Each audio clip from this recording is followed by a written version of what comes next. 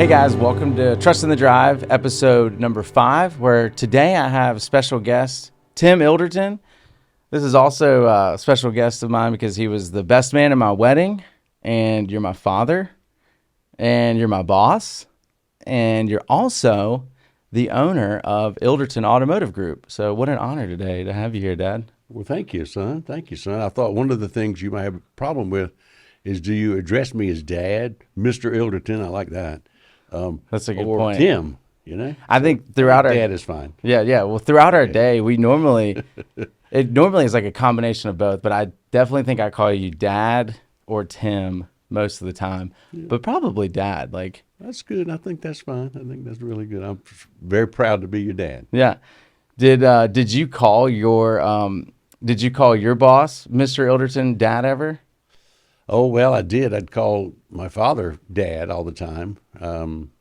But the other ones, I'd probably say Mr. Bell or William, probably Mr. Bell. I would try to do that from a formal standpoint. Sure.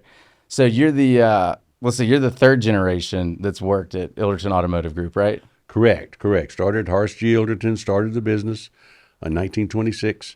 And then Dad came on strong after the war. He was in World War II as a veteran and built the company big time with government fleet sales.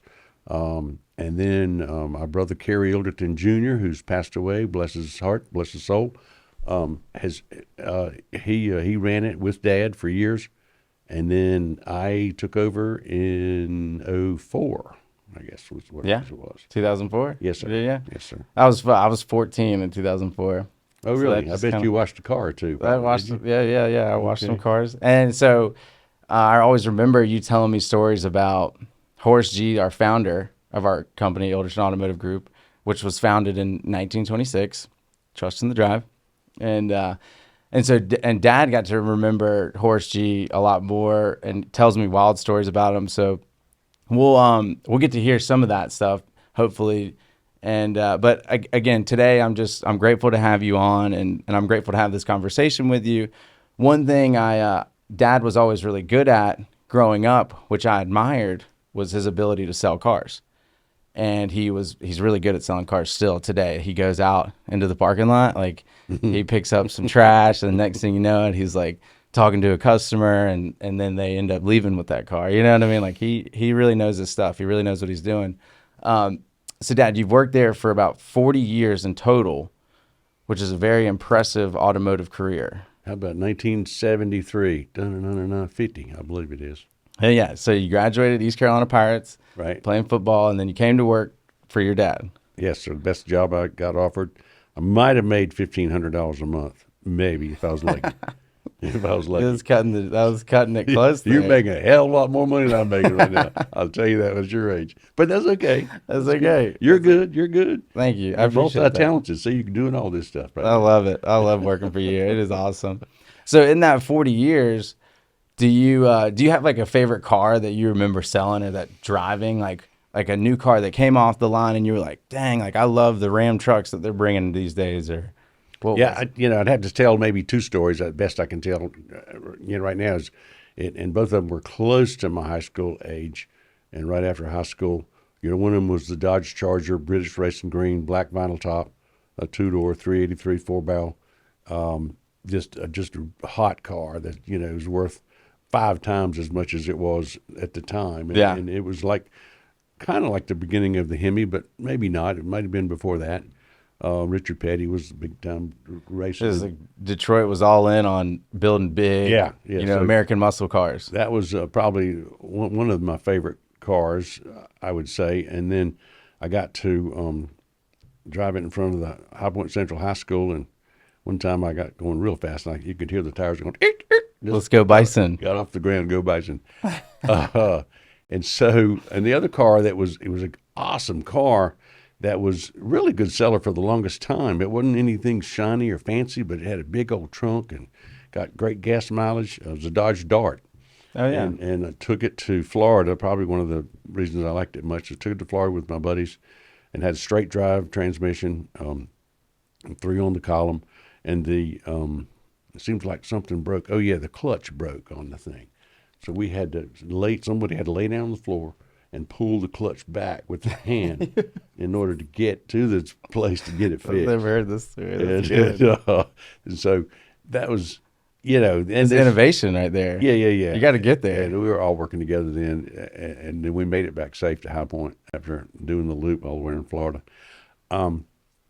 Gosh, the Ram trucks, I guess, and then thank goodness we were able to start the Jeep dealership. So that's been a wonderful thing. I would say the Jeep line is probably my favorite line.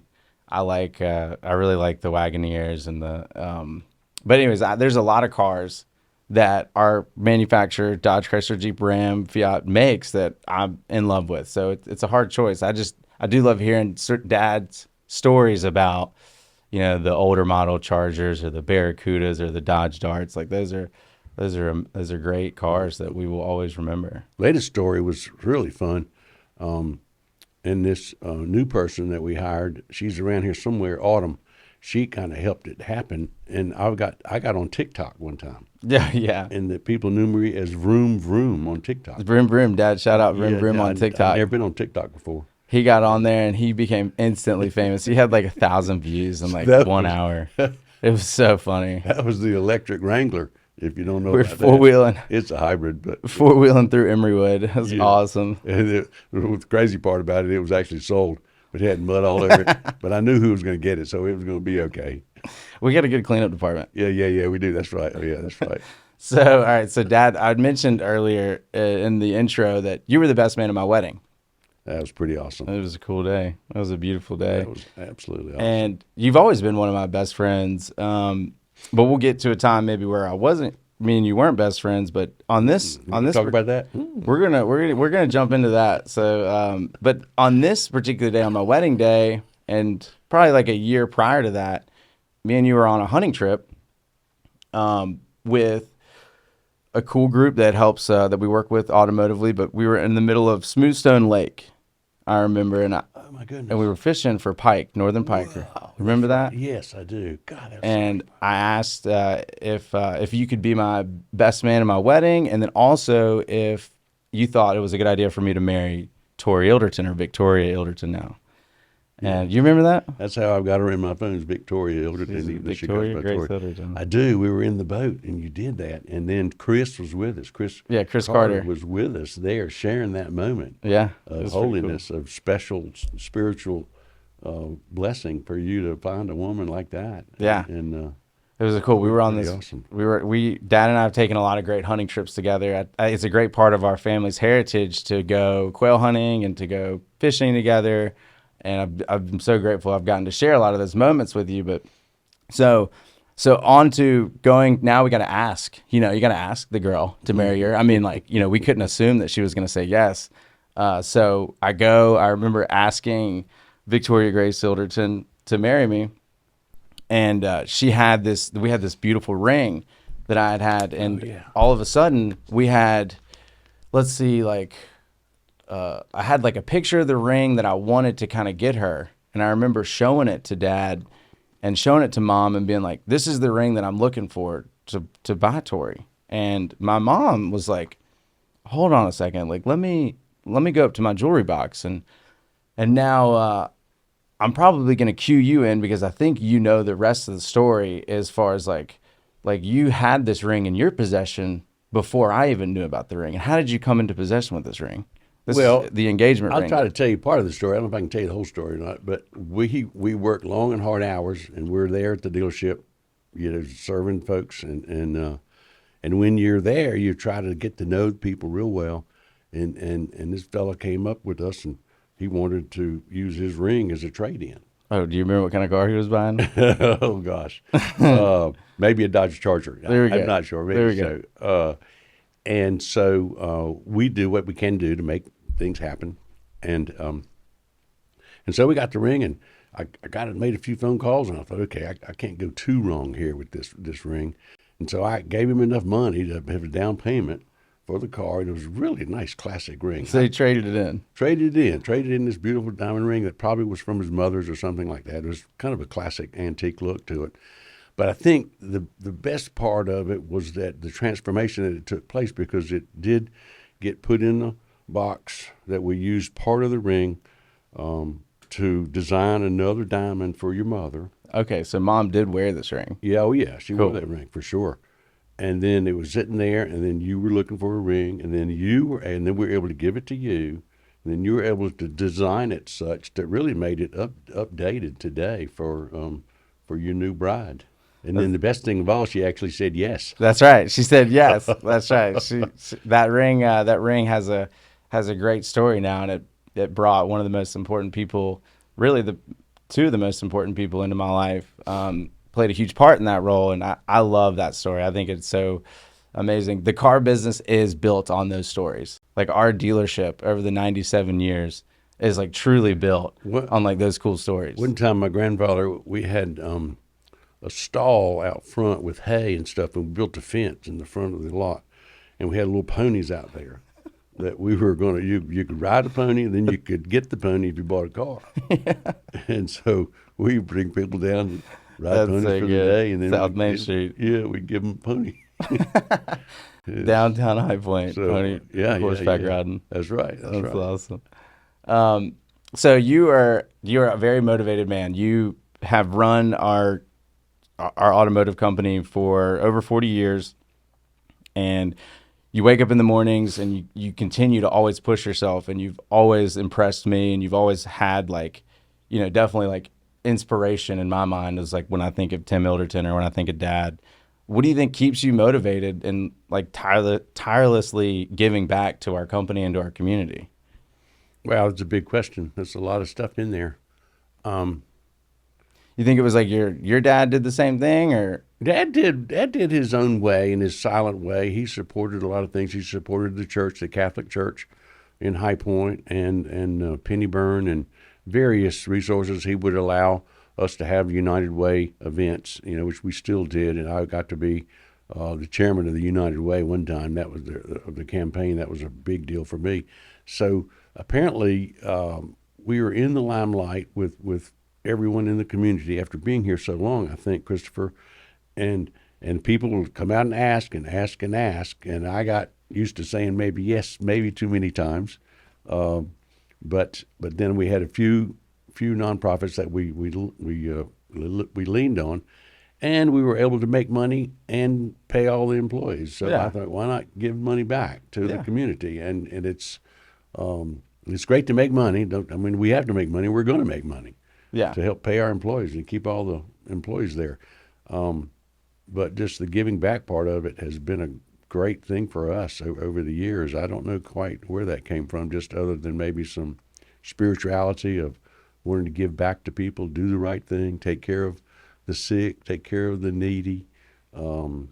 There's definitely a lot of people in High Point that need it, and I think you have such a love for the city of High Point, and you grew up in High Point. You're generational, citizen of High Point, and giving back to the community that raised you is definitely important. And that's what I see. Like when I see you, just like you want this city to grow, you want this city to prosper, and use all of its resources. And our company is a resource that the city uses all the time to try to make it a better place. Well, we've been blessed, and we try to pass it along. That's one of the things in our the acronyms, I believe it's called, in the Ildertons, when we came up with the integrity and legacy and dependability. That was one of Dad's favorite words, dependability.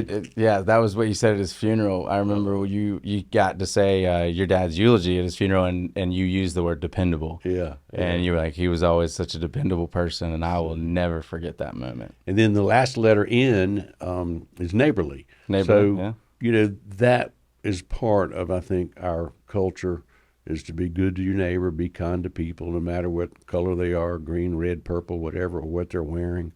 I think that's a gift that I've got, that I can kind of talk to people maybe and elevate them. Yeah. To a degree to what feel good. Yeah, what Dad's talking about is our Ilderton core values. So our last name is spelled Ilderton. I got it behind me here. And each one of them represents something that we want our company to really showcase. And if you work there, you got to showcase these core values. If you don't showcase these core values, it's probably not going to be a good fit for you to work there, because it's important for us. Like if you're wearing the Ilderton name, the Ilderton Automotive Group, as a part of your personality or part of your business, and that you don't represent the company very well, it doesn't help our community. So that's where, like, we were kind of touching base on, is the Ilderton core values, and you have built those core values within our company. We've had a good luck with that. A good team that we did. Very we good did team that with to our do that. leadership team. We did all that together. Okay, so now I want to go to a little bit of so, like, really, I've painted a picture for our relationship to be like perfect, but we know that life is not perfect, and I also have, had some dark times in my life, and Dad was there through those dark times. I started working for the company on and off just throughout my high school and college careers, but really, I think in 2010, I started working like full time. Like, I was 20 years old. I'd left college and asked you for a job, and you hired me to work. And shortly after that, like 2 or 3 years after that, I wasn't representing those core values very well. And you noticed that, and you would point it out to me casually, and so much so that he pointed it out to me that, what did you end up doing in 2014? Do you remember? Well, one time I know I fired you. I believe I said you could probably go to work somewhere else. That's it. That's what you did. So my dad fired me, and it was probably a hard moment for you. It was a hard moment for me. Yeah. It was a turning point in my life. I remember it was a reality check. Honestly, it was like a huge reality check. I felt like I was a very entitled individual. I felt like the world owed me everything, and Dad was doing everything he could do to try to raise me right, and I was pushing back pretty hard. Well, we've had good experience. We have 5 children.